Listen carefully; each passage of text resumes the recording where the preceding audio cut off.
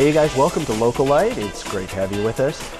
Today I'm talking with Steve McLennon, and Steve is a family physician and drummer, and somehow he's managed to find a way to bring drumming into practicing medicine. I'm going to learn with you. So, in fact, I'm really going to learn with you because I just was told that they're actually going to have me drumming with Steve in the third segment.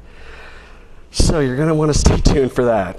Definitely going to be some blackmail material there. So, all right. So Steve, thanks for coming on, I think. Thanks, John. So you're going to teach me to drum at the end of this. Well, I don't know. We'll drum together. We'll make some music together. All right. I'm sure of it. It's always a success. Okay. You got nothing to worry about. All right. Actually, Well, I usually tell people when we play, don't worry, there's no cameras. This is not being recorded.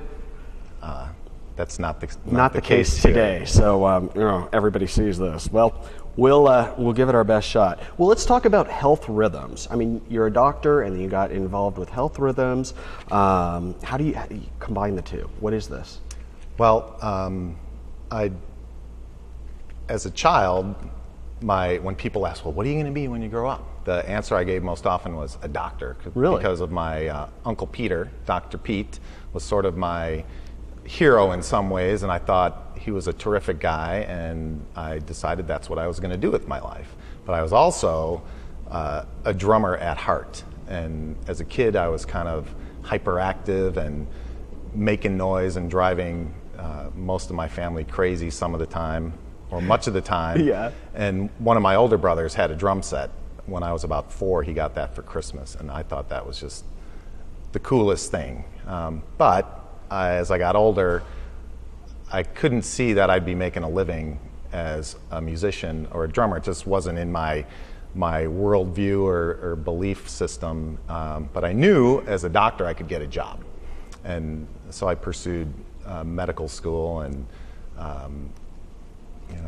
ultimately became a family doctor. Yeah. And along the way, the drums sort of fell away because I was so busy with becoming a doctor. Yeah. Yeah. We actually did have a band in medical school. Really? Briefly, yeah. We played for some school parties and events, and that was pretty fun. Yeah. Well, tell me a bit more then about your childhood as far as, the drumming and the playing and just sort of building sort of a love for now what you get to combine with medicine. Mm-hmm.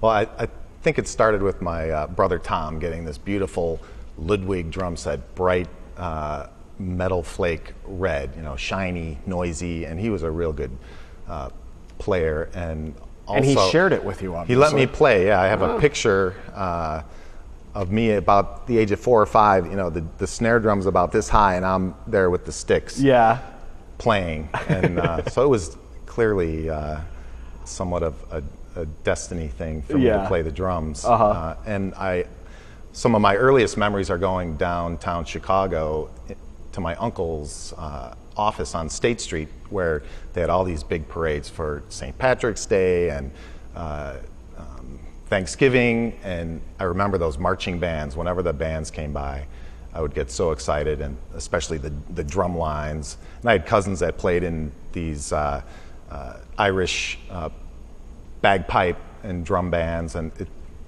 to me, that was the coolest stuff that there was. Yeah. And so I never really learned how to play technically, so to speak. I never had any lessons other than one. My dad, when I was about 14, brought home a drummer from the country club.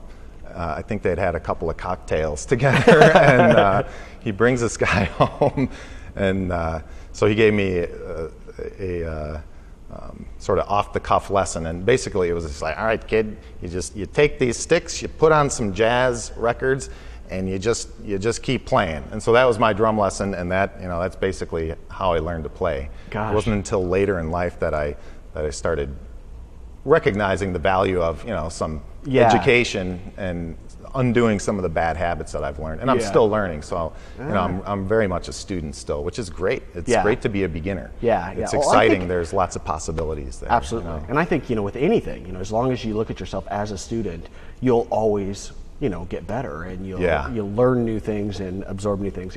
Once you've arrived in your own mind, I think that's when it stops. Right, and that's something I had to get over. In my own mind, I had this idea about playing with other people, that I wasn't good enough yet. I wasn't good enough to play, which completely prevented me from playing. And so I finally got over that, and that's just opened up a whole new world of possibilities for me.